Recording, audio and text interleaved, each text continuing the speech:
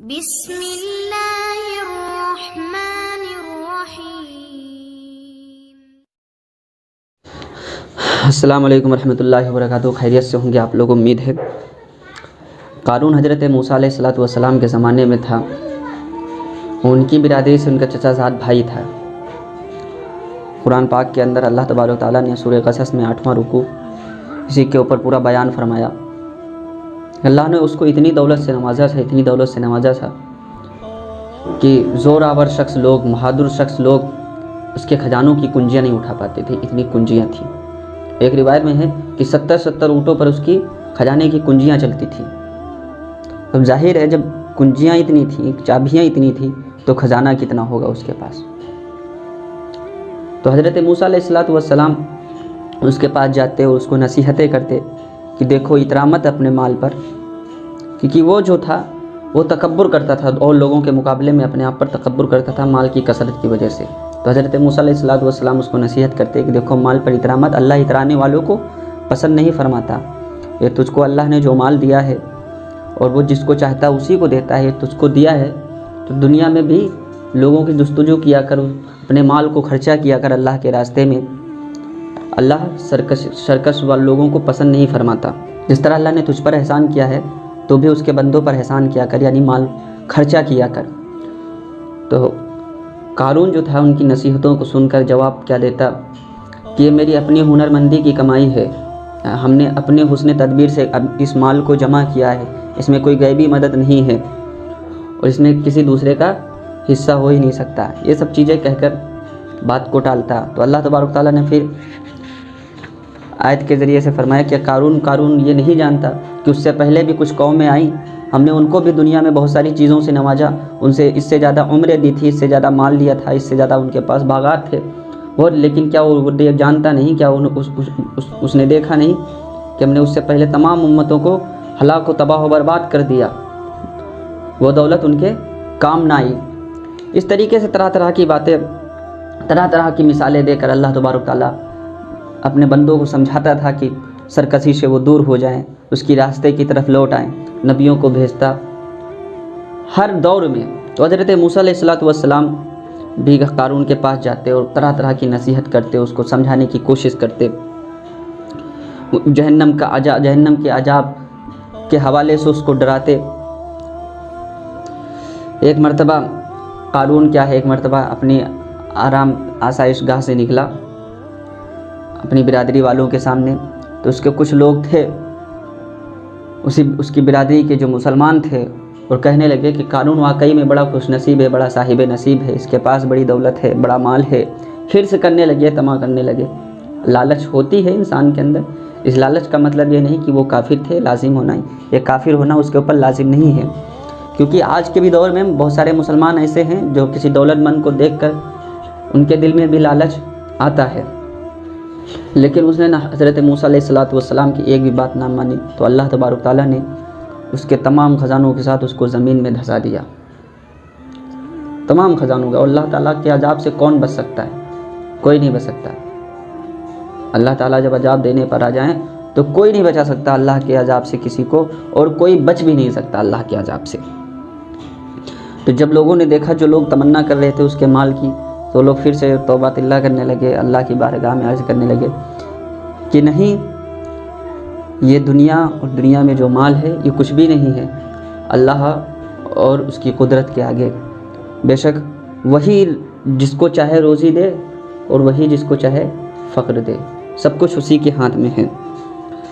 وہ لوگ کہنے لگے کہ جس فراخی کو ہم خوش نصیبی سمجھ رہے تھے وہ تو سب سے بڑی بد نصیبی نکلی۔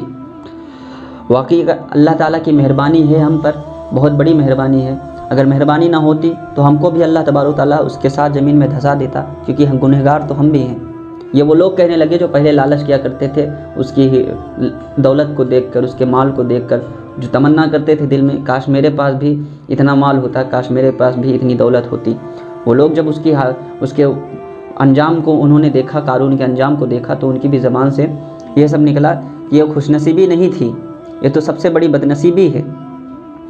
حضرت ابن عباس رضی اللہ عنہ فرماتے ہیں کہ جو قارون تھا حضرت موسیٰ علیہ السلام کا چچا زاد بھائی تھا، ان کی برادری سے۔ اس نے دنیاوی علوم میں بہت ترقی کی تھی، اور حضرت موسیٰ علیہ السلام پر حسد کرتا تھا.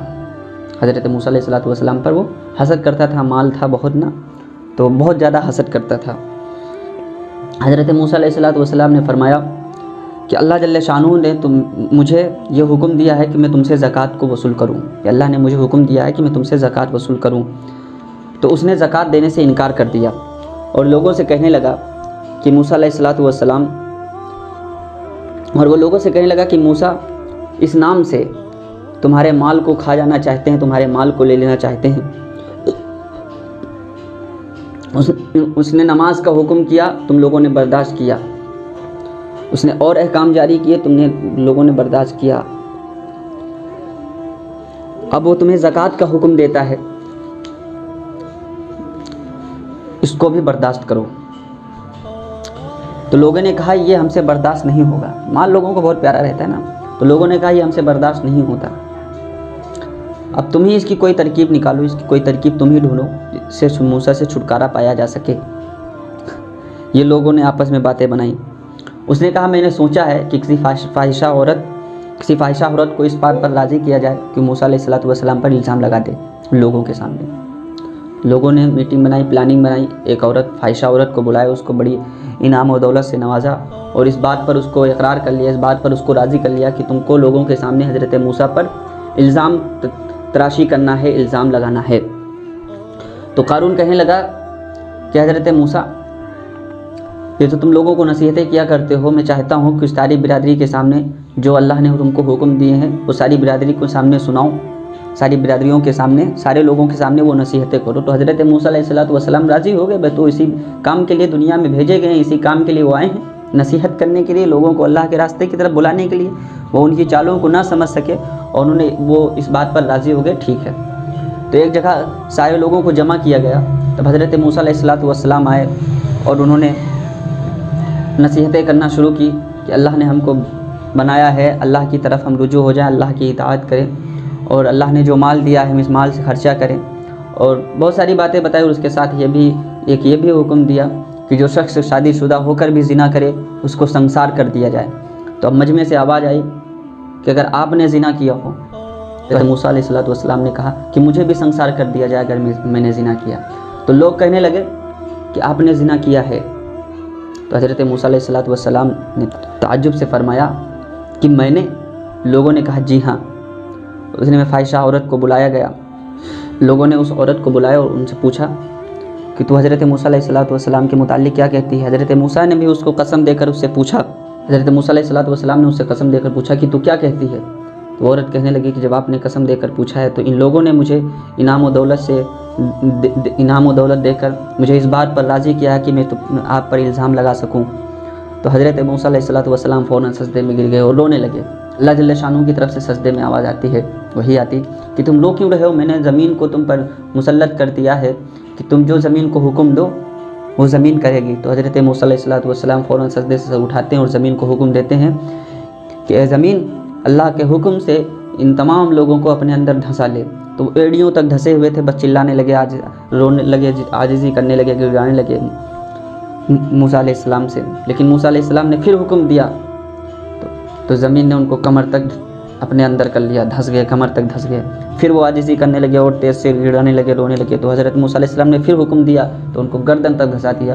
اس کے بعد پھر وہ عاجزی کیے، پھر وہ گڑ گڑائے. پھر حضرت موسیٰ نے حکم دیا تو ان کو زمین نے پورا دھسا دیا، اپنے اندر سما لیا. پھر غیب سے وہی آتی ہے کہ اے موسیٰ انہوں نے اتنی عاجزی کی اور تو نے ان کی ایک بھی نہ سنی. اور میں اپنی عزت کی قسم کھا کر کہتا ہوں، میں اپنی بڑائی کی قسم کھا کر کہتا ہوں، اگر یہ لوگ مجھ سے اتنی عاجزی کرتے، مجھ سے مدد مانگتے تو میں ضرور ان کو معاف کر دیتا. یہ اللہ تبارک تعالیٰ نے کہا. تو حضرت موسیٰ علیہ السلام کو اس لیے کہتے ہیں کہ ان کے تھوڑا غصہ تھا اور جلال تھا. تو یہ بات حقیقت ہے. کہنے کا مطلب یہ ہے کہ اللہ نے جو بھی مال دیا ہے، تمہیں جو بھی عطا کیا ہے، یہ نہ سمجھو کہ اس میں سب کچھ میں نے اپنی ہنرمندی سے، اپنی فکرمندی سے، اپنی محنت سے کمایا ہے. نہیں ہے، ایسا نہیں. محنت تو تم نے ضرور کی ہے، تم نے اپنا ہنر تو ضرور دکھایا، اپنی فکر تو ضرور کی ہے، لیکن وہ دینے کی ذات صرف اللہ کی ہے. بہت سارے لوگ دنیا میں محنت کرتے ہیں، کچھ نہیں کما پاتے، زندگی بھر محنت کیا کرتے ہیں، لیکن کچھ ہاتھ آتا ہے، کچھ نہیں آتا ہے. بہت سارے لوگ ہوتے ہیں کچھ بھی نہیں کرتے لیکن اللہ ان کو خوب نوازے رہتا ہے. تو یہ مال و دولت فخر یہ سب اللہ کے ہاتھ میں ہے, سب اسی کی طرف سے ہے. تو ہم جو بھی کمائیں اپنے مال سے لوگوں کی مدد کیا کریں. اگر ہم زکوٰۃ کے صاحب نصاب ہیں تو ہم زکوٰۃ بھی اللہ کے راستے میں خرچ کریں. یہ سب چیزیں ضروری ہیں. ہم یہ نہیں کریں گے تو اللہ اسی مال کو ہمارے لیے وہاں پر عذاب بنا کر رکھ دے گا کہ آگ کا طوق پہنا دیا جائے گا ہم کو میدان محشر میں. تو اس لیے میرے بھائی یہ جو مال ہے نا اس سے ہم محبت نہ کریں. یہ ہمارے لیے مصیبت بن سکتا ہے. یہ مال اللہ نے دیا ہے, تم اس کو, اس نے ہم پر احسان کیا تو ہم اس کے بندوں پر احسان کریں. اس چیز کو, اس فکر کو لے کر ہم اس دنیا میں زندگی جئیں تو زیادہ بہتر رہے گا. اپنے لیے جینا زندگی یہ کوئی بڑی بات نہیں. اپنے لیے تو جانور بھی زندگی جیتا ہے, ہم دوسروں کے لیے جئیں. اللہ تبارک و تعالیٰ ہم سب کو اس واقعے سے عبرت لینے کی توفیق عطا فرمائے. ہم سب کو ان تمام باتوں پر عمل کرنے والا بنا دے. ملتے ہیں اگلے ویڈیو میں انشاءاللہ.